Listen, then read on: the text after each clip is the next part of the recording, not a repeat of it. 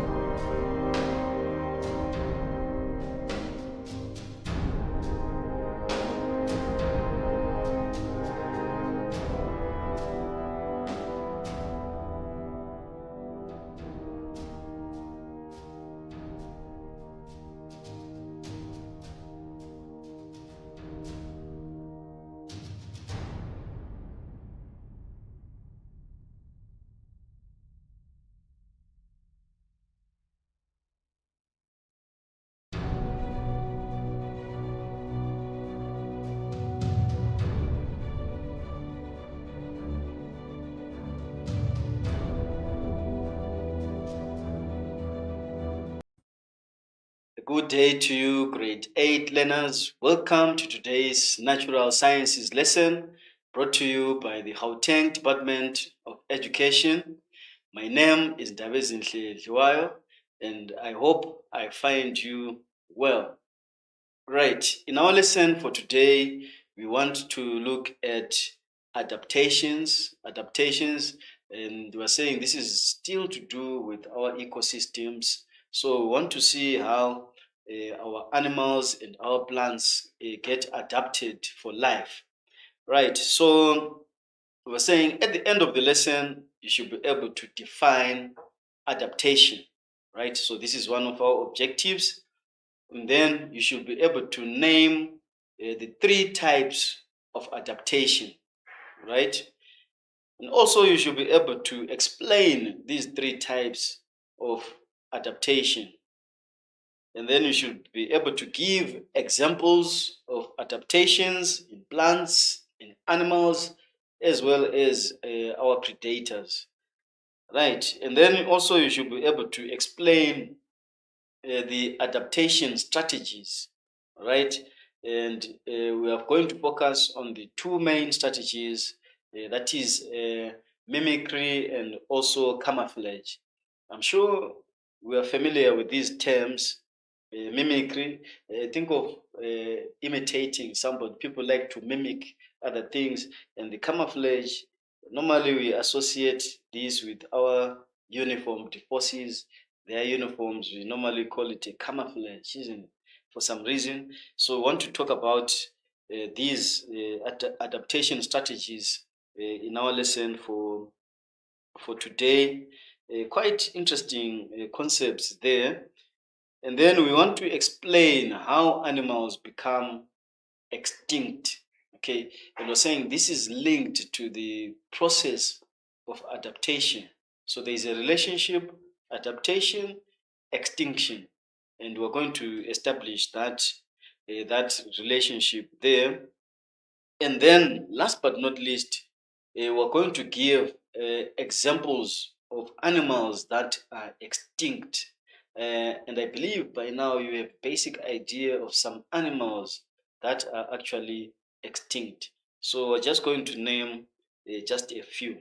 So we're saying these are our objectives for our lesson for today. And then we're saying, are you ready to actually achieve these objectives? I hope you are ready. Ensure that you have your notebook with you so that we can make some notes on the work that we are doing today. And also remember, we're saying you should join us on the WhatsApp platform there on 079 578 2908. So remember, we're saying your comments, your challenges, can you post them there on the WhatsApp number so that we can assist each other? Right. Okay, now for our pre-knowledge, okay, we're basing our knowledge on the work that we've covered in our previous sections. Remember, in the previous sections, we looked at the energy pyramid, where we said at the bottom there of our pyramid, we have our producers that make our first trophic level.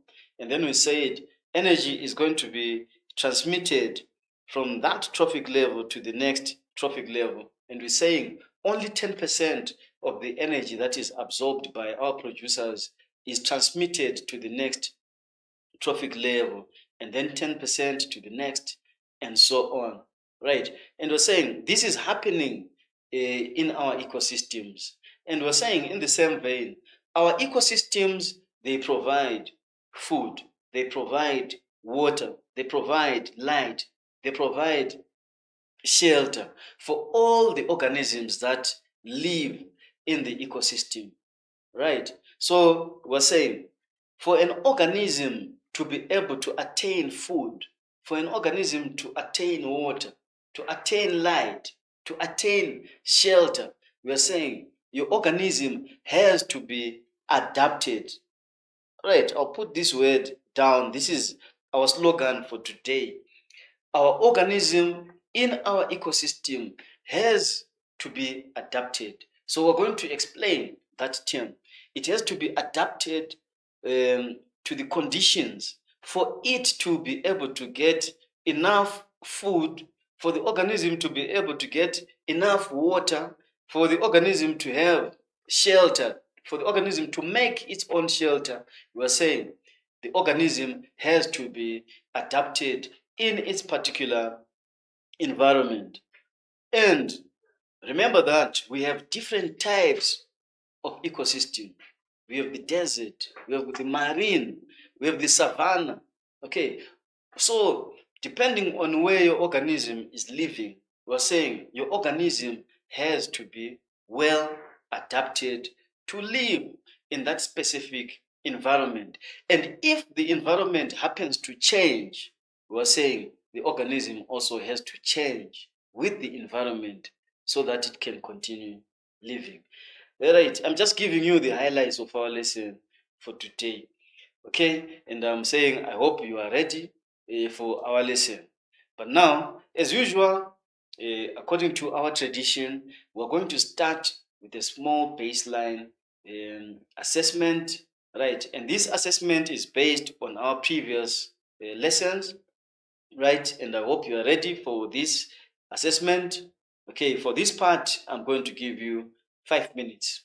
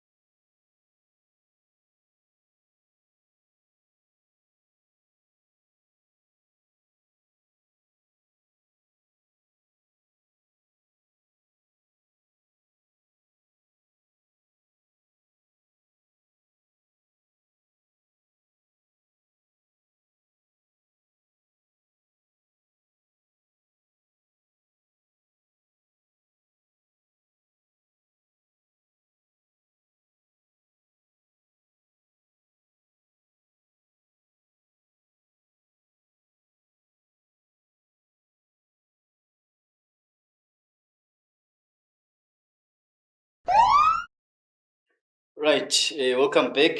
Welcome back. I hope you have completed that task. Remember, it's 079 578 2908. So, can we have your solutions and also your challenges as the lesson progresses? Right, let us look at the questions. Now, we're saying the following food web shows the feeding relationships between organisms in a savanna ecosystem. Answer the questions that follow. Right. So explain in your own words what an ecosystem is. Right. So remember, we're saying an ecosystem is actually it composed of an ecological community, right? That includes all the living organisms, okay, such as the plants and animals, together with the non-living environment, such as we're looking at things like the temperature, the wind, and the water interacting as a system. The key thing they were having the two words, the eco and then system. Okay, so there is an interaction between the living and the non-living components there, right? I hope you raised those aspects in your solution, isn't it? And I'm sure we know the different kinds of ecosystems that are there in existence. Right, let us proceed there. Now, in a balanced ecosystem, there are more impalas than leopards. Explain why this is so. Right. I want you to take note of something. There is our impala there, right?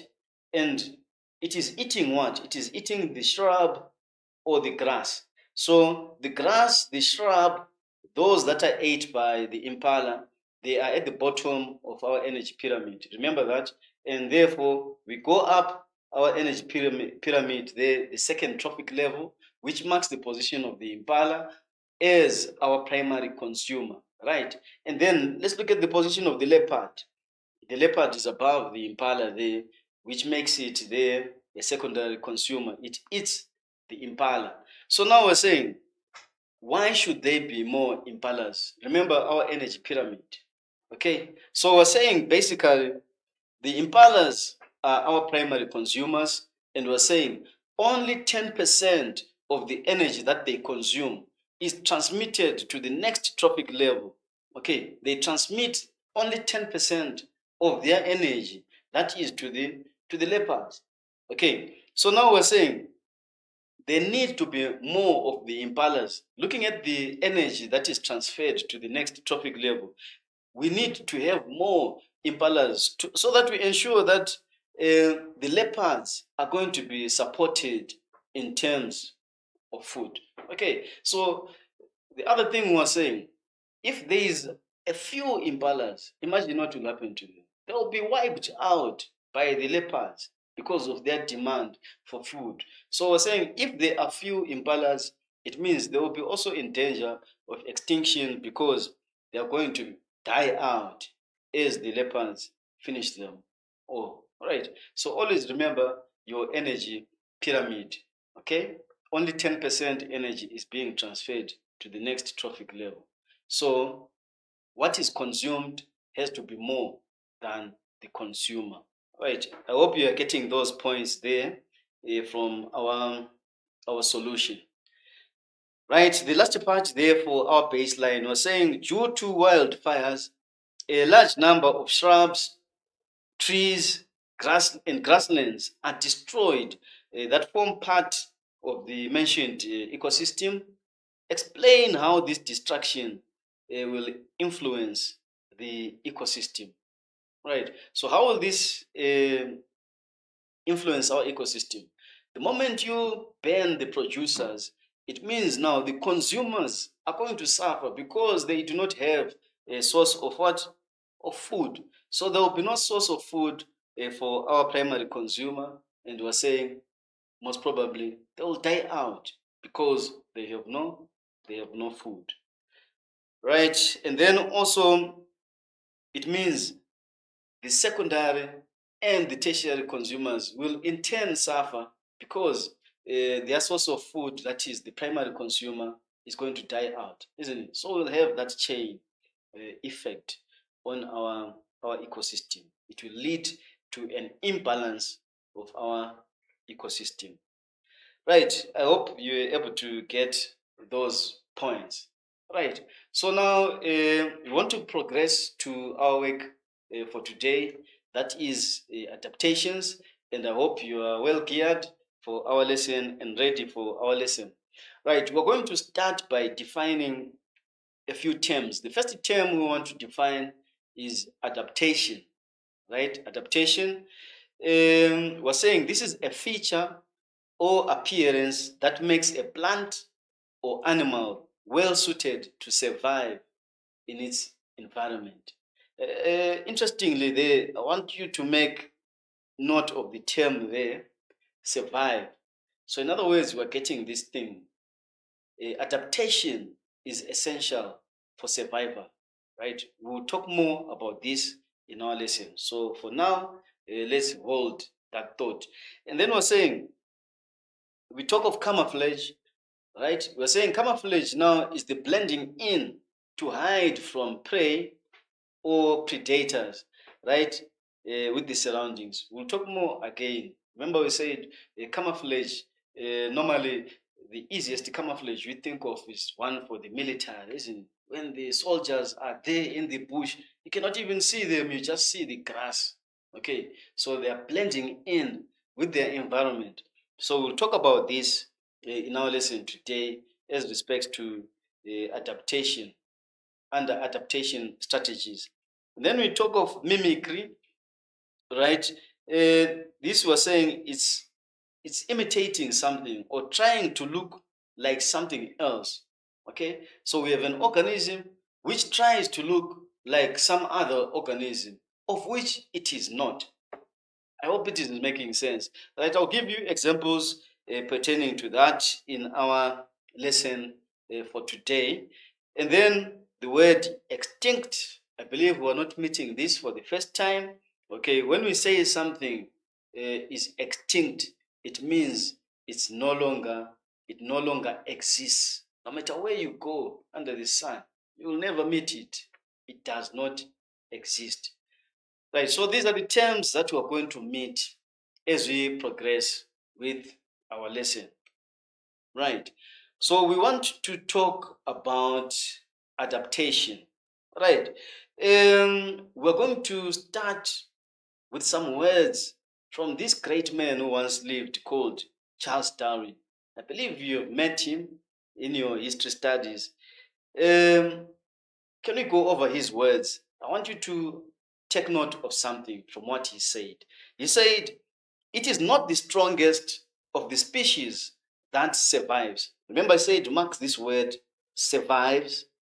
It is not the strongest of the species that survives, nor the most intelligent that survives, but it is the one that is most adaptable to change.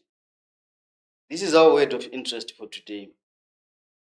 Okay, according to Darwin, he's telling us here that the species that is able to survive, it is the one that adapts to change. It's quite an interesting thought that we want to adapt also in our lesson for today. So we're saying adaptation is essential for survival. Okay, so for a particular species not to become extinct, for this species to continue reproducing, they should be able to adapt. And what are we adapting to? We are adapting to change. Take note of that. So there's changes happening in the ecosystem, and we're saying the organisms have to adapt. Right. So what is adaptation? Let's talk about this thing called adaptation. Right. So we're saying adaptation. I hope you're taking note of this. Adaptation is the change in the organism's structural. Okay, this has to do with the physical. We'll talk about it. Functional and behavioral characteristics. Okay, enabling it to adjust to changing conditions in the environment. Okay, so there is changing conditions in the environment, and then we're saying an organism's structure also changes, an organism's behavior also changes, and some of the functional or biological processes of the organism also change to enable it to continue living in that environment. I hope it's making sense. Okay, and you realize that as we focus on these animals that you see in the image, some they live in extreme conditions, they like the walrus. But you realize that when you look at its structure, it changed. Okay, it gained some layers of fat so that it can resist the cold temperatures. And if you look at the hippopotamus, it developed some breathing mechanisms that enable it to last some periods underwater, isn't it? The ducks, they've got some features that enable them to swim. Okay, so those are the things that we want to talk about in our lessons. In our lesson today, how are the animals and even the plants adapted to change? Okay, I hope it is making sense. So the first thing that we need to note is that adaptation is a process. Okay, and we're saying this is a gradual change. Okay, and this change is meant to enable the organism to survive in the changing environment. I want you to think of the giraffe. Okay, the giraffes. The giraffes, they eat the leaves of our trees. Okay, can you imagine what happened to the giraffes with shorter necks? Okay, as the leaves actually disappeared from the bottom, okay, they couldn't get enough leaves to feed on.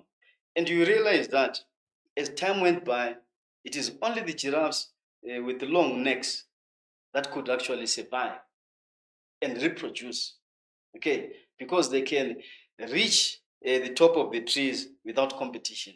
All right, let's not dwell more that much on our giraffe, but we are saying now the presence of such characteristics like the long neck for your giraffes, it actually increases their chances for survival and enables them to actually reproduce. And we're saying that in its own is a form of adaptation. The giraffes compete for leaves with the elephants, but if they have long necks, they can reach the tall branches there, which the elephants cannot reach. Okay, we'll talk more. It's quite interesting concepts that we have in our lesson for today. So we have three types of adaptation. If you check closely in our definition, they are actually mentioned there. Right, so the types of adaptation that we have, number one, we have what we call structural adaptation. I hope you are taking note of this in your notes. Okay, and when we're looking at structural adaptation, we're looking at a special feature in an organism. Okay, a feature that you can actually see. Some can be large ears. Okay, like in the case of the giraffe, that long neck. Okay, so it is a special feature in an organism. Right, you can take note of all those features, the thorns there in these plants, that colorfulness, the brightfulness of the other birds and animals, isn't it?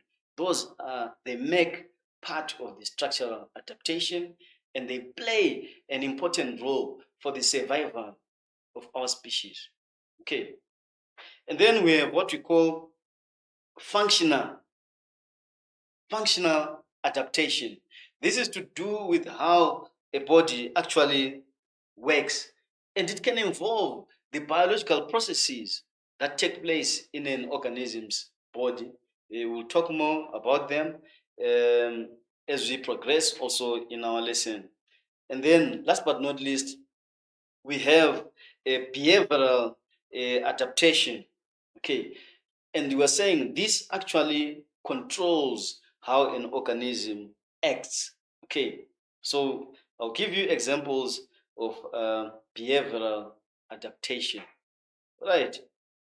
So these are our three types of adaptation. I believe you've got them down now. Right. Let us proceed. Okay, so I want to give you a general picture now of how our plants and animals adapt. Okay, think of the predators there.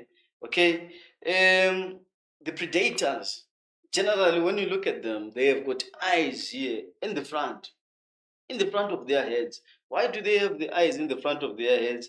So that they can see their prey from a distance and estimate the distance to their prey. Right? And then they can use their high speeds now to actually advance on their prey. I'm saying I'm just giving you a general picture. This is when it comes to the predators. They prey on their own part.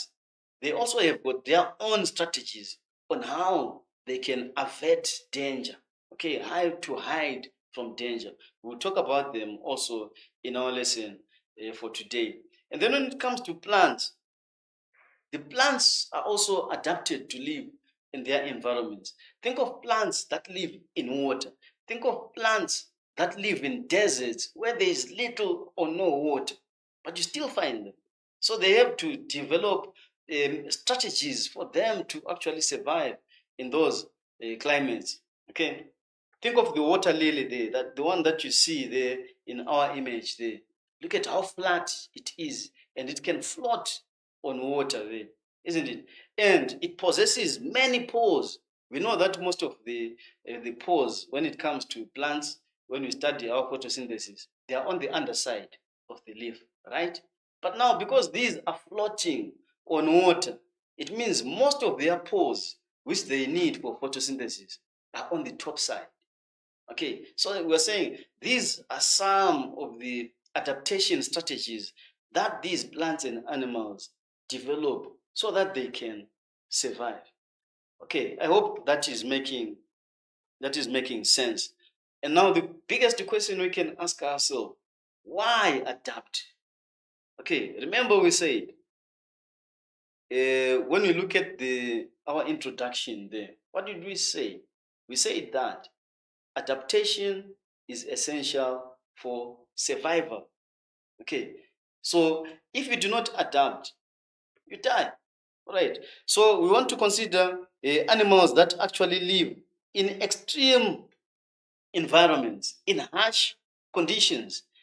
Think of a giraffe in a desert where it's hot, okay, and there's little or no water. But we are saying the giraffe has to survive. It has to adapt. Okay. Think of the bear.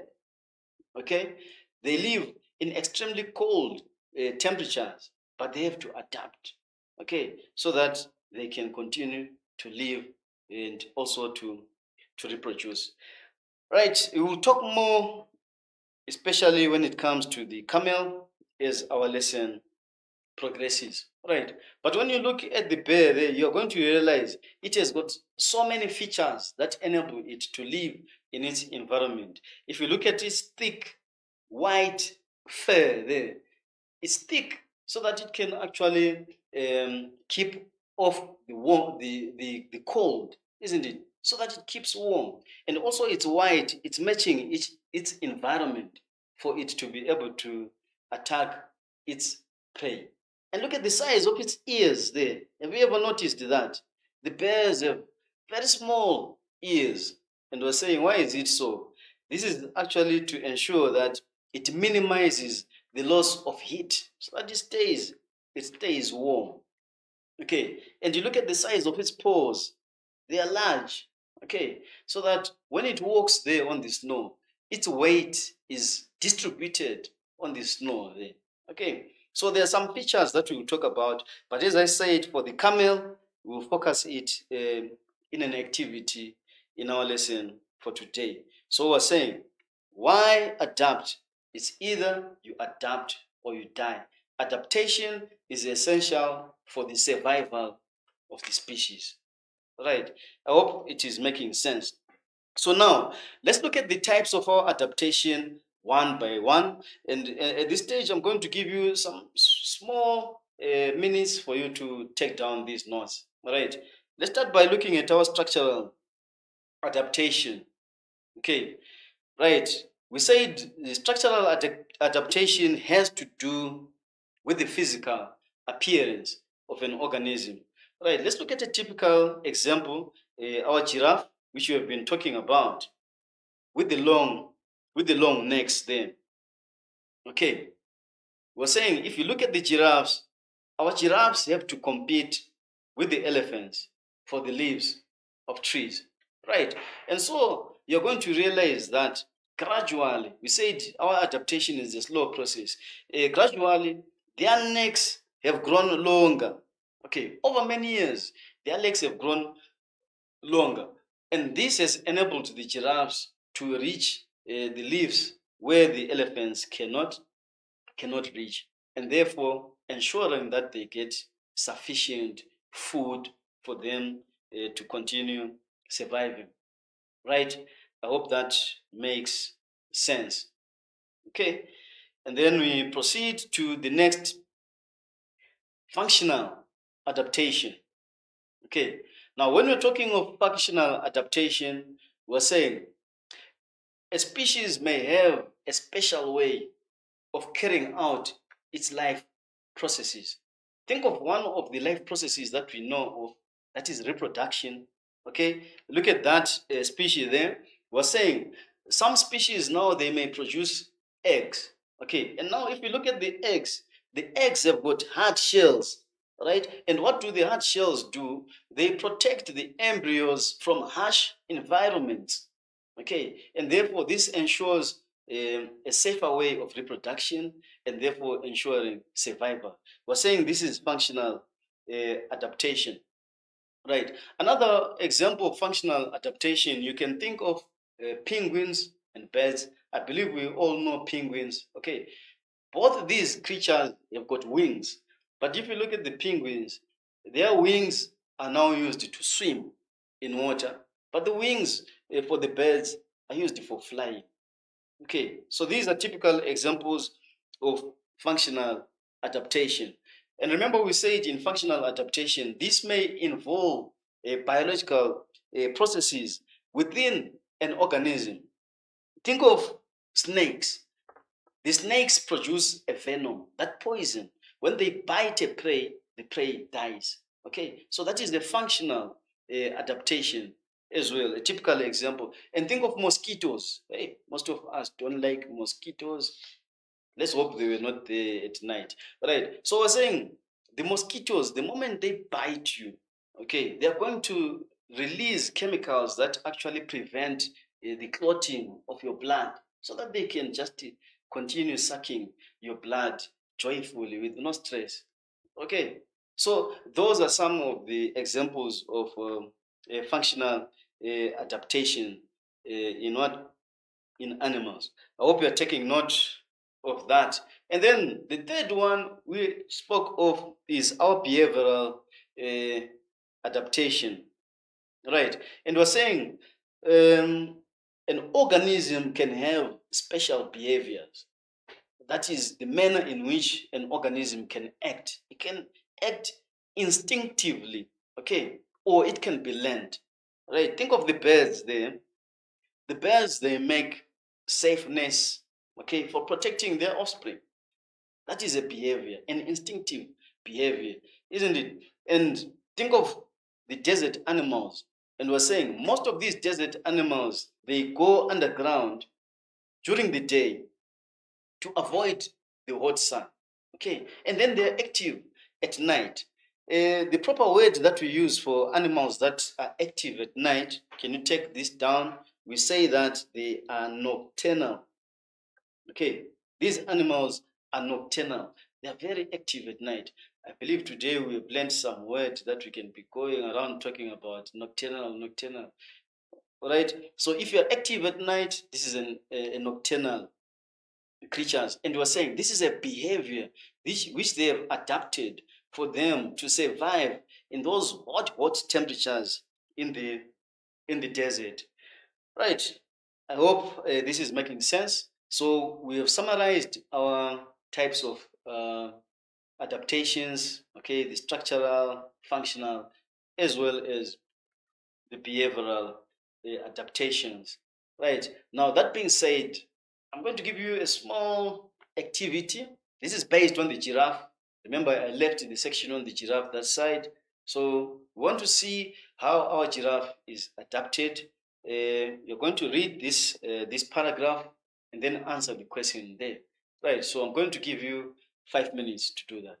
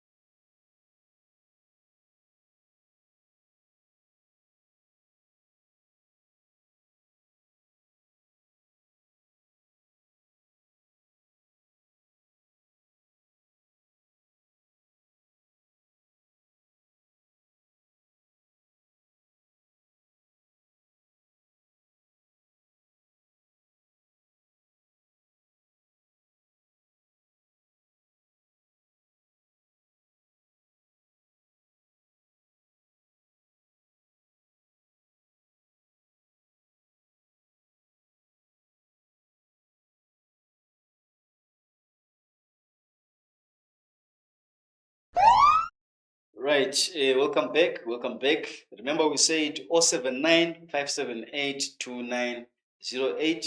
So you can post your solutions. Let's see how you perform. Okay, let's go over the passage together. So remember, we're saying you need to identify the structural, functional, and behavioral adaptations of our camel. Okay, so let's go over the passage now. We're saying a camel lives in a desert where a few other animals can live. So already that is telling you that it is adapted to live in that environment. Now, the desert is a sandy place. Therefore, the camel has nostrils that are closed, tight. Quite an interesting thing there. Long eyelashes.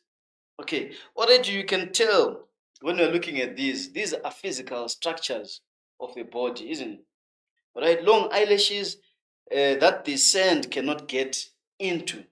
Okay, its feet are also wide feet. These are physical structures. And then, so the camel does not sink into the soft sand. Now, the desert is very dry, okay? And the camel rarely drinks water. When they do drink at an oasis, which is a green area in the desert, an oasis, okay, with the water there, they drink a huge amount of water. That is behavior, isn't it?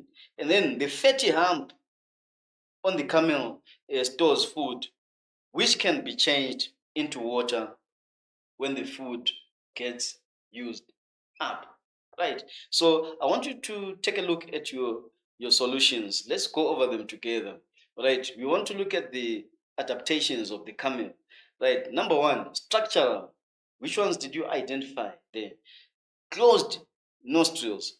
Okay. I believe you were able to get that. Long eyelashes, wide feet. Okay, remember the structural, we say this has to do with the physical appearance of an organism. If an organism has large ears, small ears, big eyes, that is to do with the structure. If it is a plant, if it has got thorns and other things, those are the physical appearances. Okay, I hope you were able to get those and you noted their role that they play in the survival of your camel. Okay, number two, the functional. Okay, we looked at the function of the hump. Okay, the hump of the camel. That is not a seat. It is not a seat because we always see people when they are riding camels, they're seated on that hump. That is not a seat. Okay, we're saying that stores food, and that food is the one that is broken down when it is releasing energy to produce water for the camel. Okay, number three, behavioral. Okay, we noticed something. The camel rarely drinks water, and as such, when it does drink water, it drinks huge amounts of water. So that is the behavioral adaptation, drinking huge amount of water. Right? I believe we were able to do that. It was quite an interesting activity. Right. Now, as we progress, I'm going to give you two more last activities. Okay, just for us, just to consolidate what we've mastered so far. Right, take a look at what we're going to do now. You can work with somebody next to you there. Right, just discuss on the images that I'm about to give to you. Right, so we want to look at the different adaptations in South African animals. I hope you know these animals, okay, that have enabled them to survive in the environment that they live in. Okay, and in each of the examples, say whether it is structural, functional, or behavioral adaptation, and you give a reason for your choice. Right, now let's start with the first one. I believe we know this animal. Have we met it before? This is an aardvark. I believe we have met this animal, an aardvark or an ant eater. Okay, an ant eater. Already you can see it has got some interesting features. All right, so what you're going to do here, you're going to read that paragraph there. Okay, you read that paragraph there, it will tell you so much on how it is adapted for life. And then what is important for us to do now is to identify the types of adaptation for this animal. And now for that, I'm going to give you 3 minutes.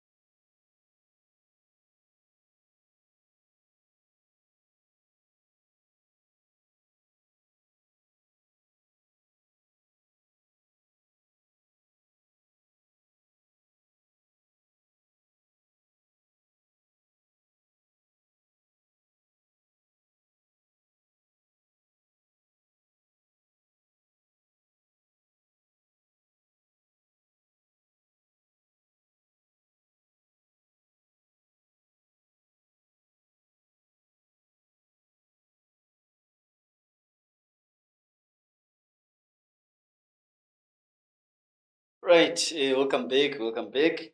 Now let's look at that interesting animal. Okay, so I want us to identify the types of adaptation. Okay, let's start with the structural adaptation. Remember, we said these have to do with the physical appearance, the parts of the body. What can you take note of? It has a tongue of up to 30 centimeters long. That is structural. Okay, a thick skin. Okay, a thick skin. Why does it need this thick skin? Remember, this feeds on termites, and the termites they can bite. You know, they can bite. Termites can really bite you. So the thick skin ensures that it resists those bites of the what of the termites. And then it has got powerful legs, strong claws for what? For digging. All right. So those are the structural adaptation features that we can take note of. All right. And then what else can we identify? Behavioral. Okay, the behavioral, it hides underground during the day. That is a behavior. Okay, some kind of action that it does to escape heat and predators. And we said, what is the term that we use? We said it is nocturnal. Okay, nocturnal. We're saying this is active during the night. Okay, I believe we were able to identify those. Let's go to the next part. Okay, so this one will be our last our last activity. And this one has to do with a desert beagle. Some interesting information there that we will learn about desert beagles. Right, another 3 minutes for you to attempt this one. 3 minutes.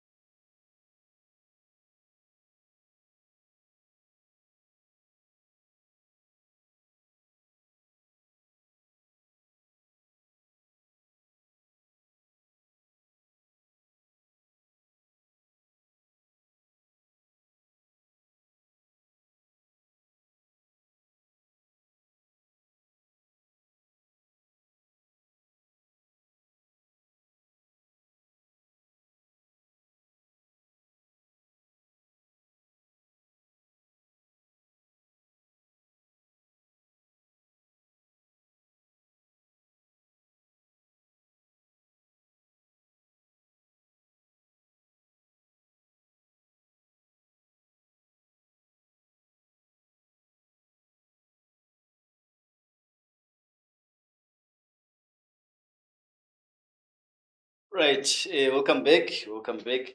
So let us look at the adaptations for our desert beagle. Right, so we're saying they have ridges on their backs, ridges on their backs. Okay, so already that is a structural, physical characteristic. So this is a structural adaptation. Okay, for collecting mist in the Namib Desert at night. Okay, long back legs. I hope you can see those back legs. So it has got long back legs, right? So these are the two structural adaptation features that we can take note of, right? But what else can we take note of? We're told that they have ridges on their backs for collecting mist in the Namib Desert at night. At night. So this is nocturnal. Okay, it is active at night. Right. An interesting feature there, or an interesting behavior that we see when it comes to our desert beetles is that we know these are in a desert, right? And therefore there is not enough water. So what does it do? It comes out at night, it stands at a certain fixed position at night, it raises its hind legs, these hind legs. And what will happen now?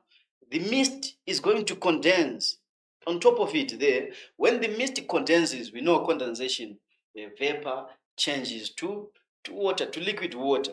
That water now will go down its grooves. And where does it end? In its mouth. So it is making its own water practical. You can see, because there is no water in the desert. So it condenses its own water and drinks its own water. And therefore, it is able to survive in the desert. Quite an interesting animal that we have there. Right. Now we want to look at the last section of our lesson for today. Unfortunately, our time is almost up. So can you see this creature that I'm seeing there? Right, we want to talk about what we call adaptation strategies. Already we can see what strategy that we are talking about there. You can see an owl there, which is actually looking like the tree that it is seated in. Quite an interesting picture there. So we're saying, as our environment changes, okay, we're saying our animals have to adapt, they have to change with the changing environment, okay, and in the process that can contribute to what we call our variations, that is the differences that we have in our organisms. Okay, we're saying these differences that we tend to have, they come about as a result of our adaptation strategies. And we want to look at these two types of adaptation strategies, that is mimicry and camouflage. What we are seeing there in that image is a typical example of what we call camouflage. At a distance, you only just see a tree, just a complete tree. But you can see there we've got our O, which is inside there. Okay, it is uniform with the tree. Okay, it is blending in. Right, so we start with our mimicry. I don't know if you're familiar with this, but we're saying this occurs when a harmless animal takes the characteristics of a dangerous animal.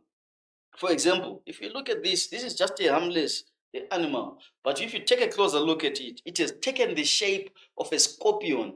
And we know how harmful a scorpion is. And therefore, it is protecting itself from its predators. And therefore, it is able to survive. In other words, it is mimicking a scorpion. Right? I hope that makes sense. And then the last one, but not least, is the camouflage, which is common to us, the ability to blend in. Can you see this now looks like the leaves there, okay? And then on the other hand, this one is also looking like the veins of the leaf. And we're saying, what do these do? Why do they have to camouflage?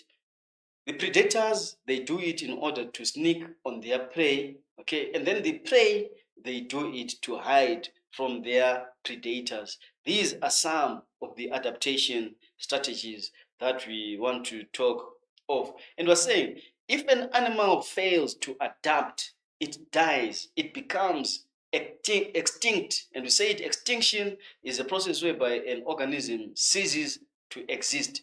Typical examples of extinct animals. We have this one. This is called a dodo bird, and we have there what we call a Tasmanian wolf. These are some of the examples of animals that are now extinct because they failed to adapt to the changing environmental conditions. Right. Now, that being said, this brings us to the close of our lesson. But as usual, I'm going to leave you with some homework. All right.